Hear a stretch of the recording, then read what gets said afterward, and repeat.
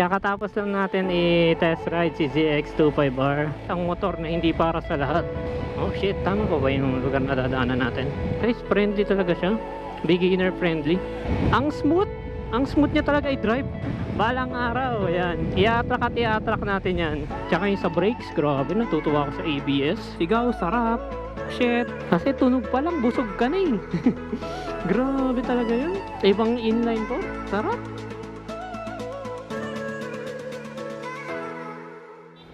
Yo, what's up mga aports?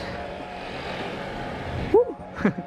Kabali yun, kakatapos lang natin i-test ride si ZX25R. At ano nga ba ang masasabi natin? Ayan. So for me na beginner talaga sa mga ganong bike, at first time makagamit ng inline 4, at para sa akin big bike na yun eh, 'di ba? Kasi yun nga, mas mabigat sa kanila Ninja 400, mas malapad. Kaya big bike yun. Oo. 250cc lang pero big bike. Yun nga.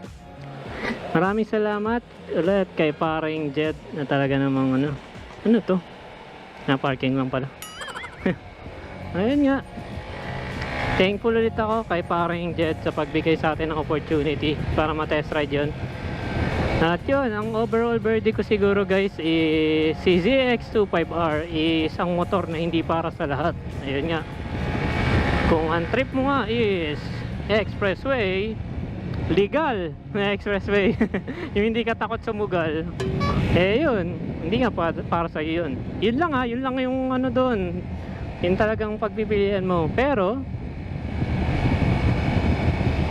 oh shit, tama pa ba yung lugar na dadaanan natin? Mukha naman, naalala ko na itong daan. Ayun nga, pero kung ikaw ay taga Cebu, Cebu talaga eh, taga Visayas at Mindanao, or taga Metro Manila na gusto mo lang is tamang riding, gusto mo lang magkaroon ng inline 4 na motor, maangas, gwapo, diba? Para sa'yo yun si ZX25R. Kasi talaga siyang guys, friendly talaga siya, beginner friendly. Talagang ang dali niya kang gamitin. Ayun nga, sabi ko siya, di ba, beginner lang ako pero kayang-kaya ko siya i-drive. Para sa mga may mga experience na sa manual na motor. Ayun, yun yung catch dun.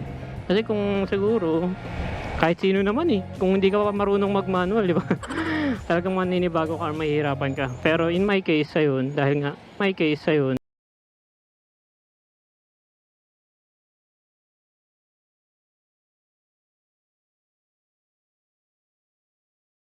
ito nga yung motor natin, si CBR 150R, na halos parehas lang talaga ng forma kay ZX25R. Halos parehas lang talaga ng seat height, netong handlebar.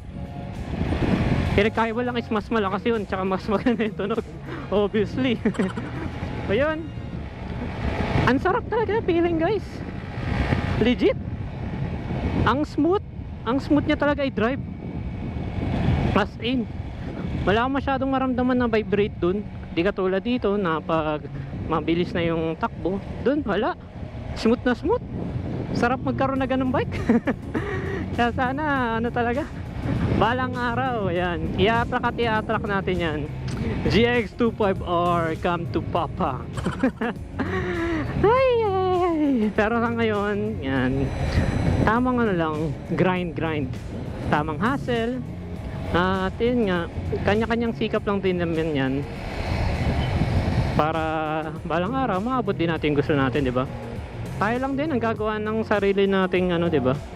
Sariling destiny. Wow, destiny. So yun.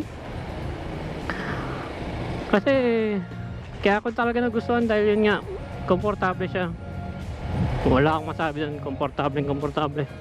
Tsaka yung sa brakes, grabe, natutuwa ako sa ABS. First time ko rin kasi makahawak ng ABS. Ganun pala yung effect niya. Grabe. Talagang siya guys. Para sa akin, dapat is a must sa mga motor. Grabing protection yung binibigay nun.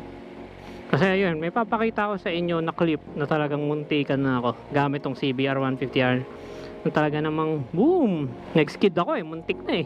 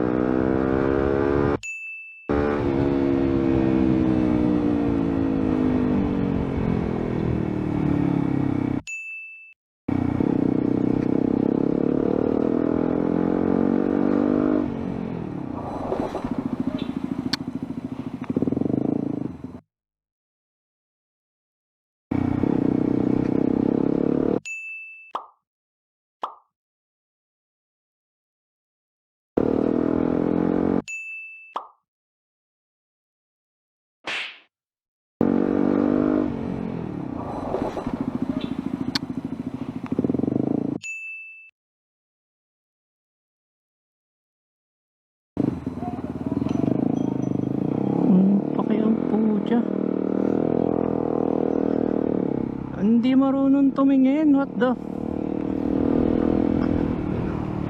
Buti inaabot tayo ng brake. Pero nakita nyo, di ba, nag-skid. So yun talaga yung ano na ito ni CBR. Madulas ata yung gulong. Nangyang yan, di marunong tumingin.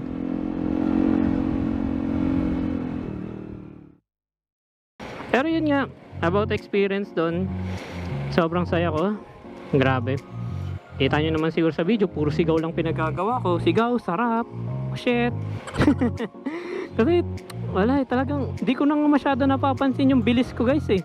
Hindi ako nakatingin sa ano ko noon, sa panel. Nakatingin lang ako kung saan ako pupunta eh. Hindi ko alam kung ano yung mga tinakbo ko doon, pero sobrang sarap. Kasi tunog pa lang, busog ka na eh. Grabe talaga yun. Ibang inline 4, sarap. Di mo na kailangang magbuwis buhay na takbo para lang masabing matulin yung lumabas yung tulin na tunog, 'di ba? Ayun, kahit ano ka lang eh. Sarap niya guys, legit. O yun nga, sa mga nagplaplano dyan, sana nabigyan ko kayo ng idea. Galing oh, sa gilid yung ano niya. Nice plate. Paano pag pinalitan na yun ng malaki? Oo. In terms of power, parang pagbalik ko dito sa CBR, medyo parang parehas lang eh. Mas malakas yun syempre, pero ayun mo yun, parang normal na motor ko lang din. Kasi talagang di siya nakakatakot gamitin guys. Sulit, promise sa mga baguhan dyan. Sa mga ano, basta marunong kayo mag manual ng motor. Pwede sa inyo yun. As in, solid. So yun nga mga upwards. Wala naman na ako ibang masasabi kundi puro sulit. Shit, sarap. Basta yan, mas lalo nating pagtratrabahuan, mas lalo nating gagalingan, mas lalo tayong mag-hustle para someday makuha rin natin yung mga ganong bike. Woo! So yun nga mga kaports, that's about it. At sa pare kong si Jed, maraming salamat ulit sa'yo pre. Grabe, ibang saya ang binigay mo sa akin. Kaya sana meron pang sa sunod. Baka naman. Kaya yun, maraming salamat ulit pre. Grabe, down to earth. Kahit na may mga ganong bike, Z1000 meron din siya eh. Pero diba, parang ano lang din. Kasi nga pare-parehas lang tayong rider. Kaya tayo lang din talaga yung, alam mo na, dapat magkakapatid yung touringan natin, diba? Kaya yan sa'yo brother Jed, maraming salamat ulit.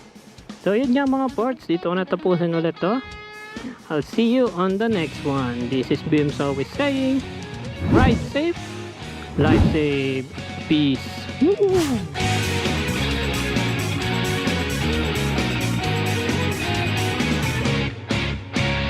Puro sulit, chef, sarap.